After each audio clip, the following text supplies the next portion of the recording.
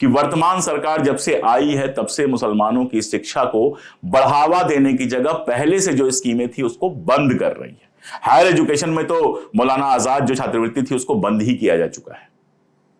और दूसरा, इस सारे बजट में कटौती के बाद, स्कॉलरशिप स्कीम को बंद करने के बाद जो बचा खुचा पैसा है उसमें भयानक करप्शन हो रहा है। आप कह सकते हैं कि करप्शन तो हर चीज में होता है, लेकिन सोचने वाली बात करप्शन का लेवल है कि अगर 100 लोगों को पैसा दिया जा रहा है उसमें से 53 लोगों को फर्जी पैसा दिया जा रहा है। जब हिंदुओं के लिए कुछ किया जाएगा तो आप कहेंगे ये राष्ट्रभक्ति है, मुसलमानों के लिए कोई सरकार कुछ करने की कोशिश करेगी तो सारे अखबार, सारी मीडिया, सारा सोशल मीडिया चिल्लाएगा कि तुष्टीकरण है।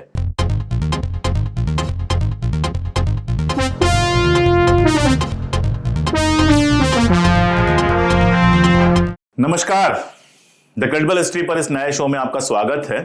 मुसलमानों को लेकर हमेशा एक बात की जाती है कि पढ़ते लिखते नहीं है। इस नई सरकार में नया जो पूरा रिजीम आया है उसमें राइट विंग का जो पूरा एक जोर आया है सोशल मीडिया में, उसमें पंचर से जोड़ा जाता है, उनको पंचर बनाने वाले कहा जाता है। यह अलग बात है कि शायद ही देश में कोई ऐसा इलाका हो जहां मुसलमानों ने काम करके अपनी जगह ना बनाई हो, चाहे वो क्रिकेट हो, चाहे वो प्रशासन हो, चाहे बाकी सारी जगह हैं। उनके साथ क्या अन्याय होता है वो समझ में आता है जब हम इधर आ रही कुछ खबरों को देखते हैं। असल में जब हमारा देश आजाद हुआ, जब शिक्षा का प्रसार शुरू हुआ, तो हमेशा यह ध्यान रखा गया कि ऐसे तबके से आने वाले लोग जिनके पास पढ़ने के लिए पर्याप्त पैसा नहीं है उन्हें सुविधाएं दी जाएं। मैं बाकी सबकी छोड़ दीजिए, अपने घर की बात बताता हूं कि अगर सरकारी शिक्षा मुफ्त नहीं होती, अगर प्राइमरी शिक्षा 12वीं तक की शिक्षा मुफ्त नहीं होती, अगर ग्रेजुएशन में जाके स्कॉलरशिप नहीं मिलती, तो शायद मेरे पिताजी गांव से बाहर निकल ही नहीं पाते। यह कहानी सिर्फ मेरी नहीं है, सुनने वालों में से किसी से भी बात आप करेंगे अगर, तो दूसरी तीसरी पीढ़ी में जब वो अपने जाएगा तो उसको ऐसी ही कहानी मिलेगी कि कैसे सस्ती सरकारी शिक्षा की वजह से, छात्रवृत्तियों की वजह से, वजीफों की वजह से लोग पढ़ पाए और पढ़ लिख कर अपनी जिंदगी बना पाए। इन्हीं वजीफों का एक आधुनिक नाम आप कह लीजिए फेलोशिप है। फेलोशिप का मतलब छात्रों को दी जाने वाली छात्रवृत्ति मान लीजिए आप। अल्पसंख्यकों के लिए छात्रवृत्ति का प्रावधान किया गया ताकि अल्पसंख्यक वर्ग के जो बच्चे हैं वो पढ़ाई लिखाई में अपनी जगह बना सके। 2014 से जब से मोदी सरकार आई है तब से हम लगातार ऐसी खबरें देख रहे हैं कि मुसलमानों को, अल्पसंख्यकों को दी जाने वाली फेलोशिप में कटौतियां हो रही हैं। और अब यह खबर आई है कि सिर्फ कटौती नहीं हो रही है, जो बचा खुचा है उसमें भी जबरदस्त घोटाला हो रहा है। यानी मुसलमानों के बच्चे पढ़ लिख ना पाएं, इसके लिए पूरा एक माहौल तैयार कर दिया गया है। एक तरफ आप कहिए कि वो पढ़ते लिखते नहीं है, पंचर बनाते हैं, दूसरी तरफ उनको पढ़ने लिखने की जो सुविधाएं हैं उनको लगातार छीनते जाइए। बने रहिएगा मेरे साथ, विस्तार में मैं आपको बता रहा हूं कि कैसे ये सारा का सारा खेल चल रहा है। असल में इस सरकार के आने के बाद ही, जैसा मैंने आपसे कहा, कि फेलोशिप के मुद्दे पर, छात्रवृत्ति के मुद्दे पर छात्रों और सरकार के बीच संघर्ष रहा है। जिस तरह प्राइवेट यूनिवर्सिटीज खोली गई, जिस तरह से प्राइवेटाइजेशन हुआ, उसमें लगातार एक काम और हुआ कि इन फेलोशिप्स को, यानी उच्च शिक्षा पर, हायर एजुकेशन पर होने वाले खर्चे में लगातार कटौती के नाम पर छात्रों की फेलोशिप में कटौती की गई। अल्पसंख्यकों और मुसलमानों के साथ जो हुआ उस पर आने से पहले एक आध तथ्य हम और देख लें। 3-4 साल पहले एमफिल और पीएचडी के लिए जो रिसर्च करते हैं बच्चे, उनको जो यूजीसी की फेलोशिप मिलती है उसको बंद करने की बात आई तो छात्र सड़कों पे उतर गए। और छात्रों ने जब लंबा संघर्ष किया तब इसको जारी रखा गया है, लेकिन मानव संसाधन विकास मंत्रालय ने एक पैनल बना दिया है और उस पैनल की रिपोर्ट आने तक तो ये जारी है। रिपोर्ट आने के बाद क्या होगा कोई नहीं जानता। इसके अलावा हायर एजुकेशन के लिए और भी कई सारी फेलोशिप थी, जैसे यूजीसी की फेलोशिप मैंने आपको बताया, एक राजीव गांधी फेलोशिप थी, और इसके अलावा भी कई सारी फेलोशिप हैं जिनकी जो राशि है, उसमें जो पैसा बच्चों को मिलता है वो 10 साल से नहीं बढ़ाया गया। 10 साल में कीमतें कहां से कहां पहुंच गईं, लेकिन इस फेलोशिप की राशि को बढ़ाने की मांग बार बार हुई, फिर भी ये फेलोशिप नहीं बढ़ाई गई। एक संसदीय रिपोर्ट आई, उसमें भी उच्च शिक्षा के मद में फेलोशिप बढ़ाने की सिफारिश कई बार की गई, जिससे कि उच्च शिक्षा में रिसर्च को बढ़ावा मिल सके, लेकिन गवर्नमेंट शायद चाहती नहीं है कि इस तरह का रिसर्च हो, इसलिए फेलोशिप नहीं बढ़ाई गई। अभी जो मामला है वो है अल्पसंख्यक छात्रवृत्ति योजना का, अल्पसंख्यकों को मिलने वाली छात्रवृत्ति का।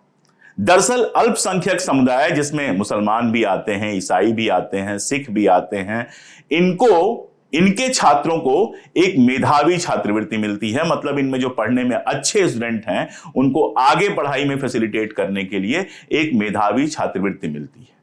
इस स्कीम का उद्देश्य है कि माइनॉरिटी के जो गरीब और प्रतिभाशाली बच्चे हैं उनको फाइनेंशियल असिस्टेंस मिल सके, आर्थिक सहायता मिल सके, जिससे कि वो वोकेशनल या टेक्निकल कोर्सेज की शिक्षा प्राप्त कर सके। 11वीं से लेकर पीएचडी तक की पढ़ाई करने वाले माइनॉरिटी छात्रों को सालाना 10,000 रुपए तक दिया जाता है। इतना बड़ा अमाउंट नहीं है, महीने का 1,000 रुपए भी नहीं पड़ता है। लेकिन इस सरकार ने इस छात्रवृत्ति के बजट में भी कटौती की। 1 फरवरी 2023, 1 फरवरी 2013 को फाइनेंशियल ईयर 2013-14 का बजट पेश हुआ।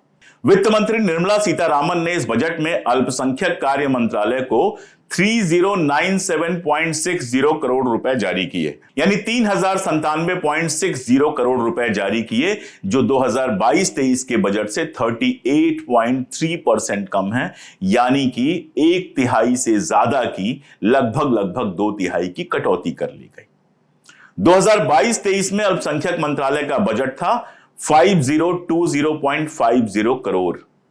हालांकि आपको मैं बताऊं कि सरकार पिछले साल भी जो बजट में कुल आवंटित राशि थी उसका सिर्फ आधे से भी कम, यानी 47.9% ही खर्च कर पाई।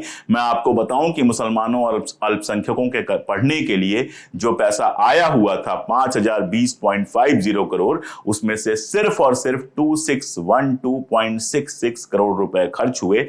आप समझ सकते हैं कि सरकार की मंशा ही नहीं थी कि मुसलमानों के हित में पैसे खर्च हों। और यही नहीं, बजट कम तो बाद में हुआ, केंद्र सरकार ने पहले से ही अल्पसंख्यक विभाग की 3 जो प्रमुख छात्रवृत्तियां थी उसको बंद कर दिया। मौलाना आजाद फेलोशिप थी, 8वीं कक्षा के छात्रों के लिए एक प्री मैट्रिक छात्रवृत्ति थी, और एक पढ़ो प्रदेश स्कीम थी, उसको भी बंद कर दिया गया। लेकिन इन सब के आगे अब यह पता चल रहा है कि जो थोड़ा बहुत पैसा अल्पसंख्यक मंत्रालय में खर्च हो रहा है उसमें भी जबरदस्त घपले हुए हैं। राजस्थान पत्रिका की रिपोर्ट बताती है कि मुस्लिम बच्चों को स्कॉलरशिप देने के नाम पर बहुत बड़ा घोटाला हुआ है। फर्जी नाम, फर्जी केवाईसी और फर्जी हॉस्टल के बदले पैसे लिए गए हैं। और यह घोटाला कोई एक राज्य में नहीं हुआ है, कई राज्यों में मुस्लिम बच्चों को स्कॉलरशिप देने के नाम पर घोटाला हुआ है। 2007-8 से लेकर 2021-22 तक ये जो घोटाला हुआ है इसमें सैकड़ों करोड़ रुपए गलत हाथों में चले गए हैं, यानी कि जो पैसा बच्चों को, मुसलमान बच्चों को पढ़ने के लिए मिलना था वो पैसा भ्रष्टाचार का शिकार हो गया है।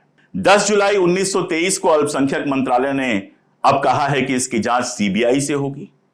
असल में ये जो स्कॉलरशिप है इसकी शुरुआत हुई थी 2007-2008 में, और तब से ही लगातार इसमें घोटाला हो रहा है। पूरा मोडस ऑपरेंडी ये है कि फर्जी इंस्टीट्यूट बनाए जाते हैं, फर्जी लोग होते हैं, उनके नाम पे पैसे निकाल लिए जाते हैं और पैसे हड़प लिए जाते हैं। जाहिर है कि जब ये खेल है तो नीचे से ऊपर तक का होगा। बिना कमीशन के आप जानते हैं कि सरकारी दफ्तरों में ऐसे ही कोई गलत काम नहीं करा सकता है। गलत काम को जारी रखने के लिए लगातार नीचे से ऊपर तक लोगों को रिश्वतें देनी पड़ती हैं, जाने क्या क्या करना पड़ता है। जब जांच होगी तो सब सामने आएगा। लेकिन मोटी बात यह है कि मुसलमान बच्चों के पढ़ने के लिए जो पैसा था वो पैसा गायब कर दिया गया है, बिचौलियों के हाथ में चला गया है। डीएनए हिंदी ने भी इसकी रिपोर्ट की है। उसने नाम दिया है माइनॉरिटी स्कॉलरशिप स्कैम, यानी अल्पसंख्यक छात्रवृत्ति घोटाला। अल्पसंख्यकों की स्कॉलरशिप में 144 करोड़ का घोटाला ये बता रही है। इस रिपोर्ट के हिसाब से 100 जिलों में 21 राज्यों के 1572 यानी 1572 संस्थानों में से 830 संस्थान फर्जी पाए गए हैं, आधे से ज्यादा। जिन अभ्यर्थियों के, जिन बच्चों के नाम पर यह स्कॉलरशिप ली गई है उसमें 53% यानी आधे से ज्यादा फर्जी पाए गए हैं। ये जो इंटरनल जांच हुई है इसमें पता चला है कि पिछले 5 साल में 830 संस्थान में टोटल जो घोटाला हुआ है वो 144.83 करोड़ रुपयों का हुआ है। 21 राज्यों में यह घोटाला फैला हुआ है, जिसमें बैंक और राज्य की प्रशासनिक इकाइयां भी लिप्त हैं। आप जानते हैं इस मंत्रालय की मंत्री हैं स्मृति ईरानी जी, जो दुनिया के हर मुद्दे पर बोलती हैं, लेकिन मैंने तो कम से कम नहीं सुना कि अल्पसंख्यकों के मुद्दे पर कुछ बोल रही हूं।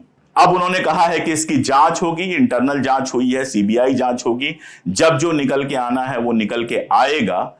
लेकिन मोटी बात यह है कि इनके राज्य में पिछले कुछ सालों में जो पैसा मुसलमान छात्रों के हाथ में जाना चाहिए था, वो पैसा पूरा का पूरा ऐसे लोगों के हाथ में चला गया है जो करप्ट हैं, जिनका एजुकेशन से कोई लेना देना नहीं है, और कोई राज्य इससे बचा नहीं है।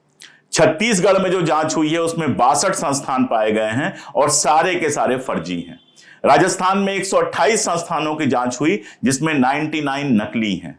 आसाम में 68% नकली संस्थान पाए गए, कर्नाटक में 64% नकली संस्थान पाए गए, उत्तर प्रदेश में 44% नकली संस्थान पाए गए, पश्चिम बंगाल में 39% संस्थान और छात्र पाए गए। यानी टोटल, जैसा मैंने बताया, कि 53% संस्थान जिनको स्कॉलरशिप दी जा रही है वो फर्जी हैं। अब अगर आप पूरा ये खेल समझना चाहेंगे तो ये खेल 2 लाइन में समझ सकते हैं। पहली लाइन ये है कि वर्तमान सरकार जब से आई है तब से मुसलमानों की शिक्षा को बढ़ावा देने की जगह पहले से जो स्कीमें थी उसको बंद कर रही है।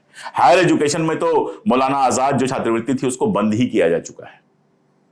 और दूसरा, इस सारे बजट में कटौती के बाद, स्कॉलरशिप स्कीम को बंद करने के बाद जो बचा खुचा पैसा है उसमें भयानक करप्शन हो रहा है। आप कह सकते हैं कि करप्शन तो हर चीज में होता है, लेकिन सोचने वाली बात करप्शन का लेवल है कि अगर 100 लोगों को पैसा दिया जा रहा है उसमें से 53 लोगों को फर्जी पैसा दिया जा रहा है, और यह सारा कुछ केंद्र सरकार के अल्पसंख्यक मंत्रालय के नाक के नीचे हो रहा है। 2007-8 से लगातार कहा जा रहा है यह घोटाला चल रहा है। वो तो सीबीआई जब जांच करेगी तब पता चलेगा कि कब से चल रहा है, कब से रुका हुआ है। और अब जाकर जब 2023 आ गया है तब जाकर इसके जांच की बात की जा रही है। आप जानते हैं सरकारी जांच कैसे होती है, कब जांच होगी, कब रिपोर्ट आएगी, और पता नहीं दोषियों को सजा मिलेगी कि नहीं मिलेगी। तो एक तरफ तो आप मुसलमानों को लगातार ताना मारते रहें कि उनके बच्चे पढ़ते नहीं हैं, दूसरी तरफ सच्चर कमीशन की रिपोर्ट उठा के आपको पता चलेगा कि उनके सामाजिक आर्थिक विकास के लिए कुछ खास हुआ ही नहीं है, और मुसलमानों का एक बड़ा तबका जो है वो आर्थिक सामाजिक रूप से पिछड़ा हुआ है। तीसरी तरफ जब मुसलमानों के रिजर्वेशन की बात आएगी तो आप संविधान का हवाला देंगे कि आर्थिक सामाजिक तौर पर पिछड़े हुए होने के बावजूद धार्मिक आधार पर आरक्षण नहीं दे सकते हैं। चौथी बात, जब हिंदुओं के लिए कुछ किया जाएगा तो आप कहेंगे ये राष्ट्रभक्ति है, मुसलमानों के लिए कोई सरकार कुछ करने की कोशिश करेगी तो सारे अखबार, सारी मीडिया, सारा सोशल मीडिया चिल्लाएगा कि तुष्टीकरण है। और आखिरी बात कि जो थोड़ा बहुत होगा भी उनके लिए, उसमें इतना करप्शन डाल दिया जाएगा कि सही बच्चे के पास कुछ पहुंचे ही नहीं। और इन सब के बाद दोष दिया जाएगा मुसलमानों को कि वो पढ़ते लिखते नहीं। दरअसल इस देश में पूरा एक जो माहौल बनाया जा रहा है अल्पसंख्यकों के खिलाफ, उस माहौल के चलते इस तरह की चीजों पर न कहीं बहस होती है, न कहीं शोर होता है, न कोई सवाल उठाया जाता है। यह कोई सोचता ही नहीं है कि हर शहर में, हर गांव में, हर कस्बे में लखपति करोड़पति स्कूल खुल गए हैं, एयर कंडीशन स्कूल खुल गए हैं, जिनकी फीस इतनी है कि अगर एक मजदूर महीने भर कमाए तो महीने भर की फीस नहीं दे पाएगा। फिर गरीबों के बच्चे कहां पढ़ेंगे? दलितों के बच्चे, मुसलमानों के बच्चे, पिछड़ों के बच्चे, या मैं कह रहा हूं कि सवर्णों में ही जो गरीब लोग हैं उनके बच्चे कहां पढ़ेंगे? लगातार प्राइवेटाइजेशन की बात हो रही है, एक से एक विदेशी यूनिवर्सिटी खुलने की बात हो रही है। आप मुझे जवाब दीजिए कि जिसका बाप 50,000 रुपए महीने किसी तरह से कमाता है, वो किस तरह से इन प्राइवेट कॉलेजेज और प्राइवेट यूनिवर्सिटीज और प्राइवेट स्कूलों में लाखों की फीस तिमाही दे पाएगा? तो ये एक साजिश है पूरी की पूरी, गरीबों को, आम लोगों को शिक्षा से दूर रखने की, और उसमें खास तौर पे मुसलमान बच्चों को शिक्षा से इतना दूर रखने की कि आप उनको लगातार कह सकें कि ये तो पंचर बनाने वाले हैं। मैं जानता हूं कि इस पर, जिसको आप गोदी मीडिया कहते हैं, नोएडा मीडिया कहते हैं, उस पर कोई बहस नहीं होगी। बहस भी होगी तो दोष कांग्रेस को दिया जाए कि बीजेपी को दिया जाए, ये मुर्गा लड़ाने में खत्म हो जाएगी। मैं आपसे अपील करता हूं कि आप जहां भी हैं, सोशल मीडिया से लेकर समाज के भीतर, इस बहस को शुरू कीजिए कि अगर गरीबों के पढ़ने का अधिकार ऐसे ही छीना जाता रहेगा, अगर मुसलमानों की छात्रवृत्ति में, मुसलमानों की स्कॉलरशिप में लगातार कटौती होगी और जो बचेगा उसमें भी भ्रष्टाचार होगा, तो फिर इस देश का विकास क्या होगा? इस देश का विकास क्या अदानी अंबानी के बच्चों तक ही सीमित रहेगा? आज मुझे इतनी ही बात करनी थी, बाकी बातें फिर कभी। एक अपील जो हमेशा करनी ही होती है आपसे कि अगर आपको लगे कि मैं वो बात कह रहा हूं जो आप कहना चाहते थे, तो इस वीडियो को अपने दोस्तों तक पहुंचाइए, दूर तक पहुंचाइए। चैनल को सब्सक्राइब ना किया हो तो सब्सक्राइब कर लीजिए, और अगर आपकी आर्थिक स्थिति आपको अलाउ करती है तो हमारे साथ खड़े होइए। सुपर थैंक्स का ऑप्शन है, ज्वाइन करने का ऑप्शन है, जैसे भी हमारी सहायता कर सकते हैं, सहायता कीजिए ताकि हम लोग साथ खड़े हों और सच बोल सकें। बहुत शुक्रिया।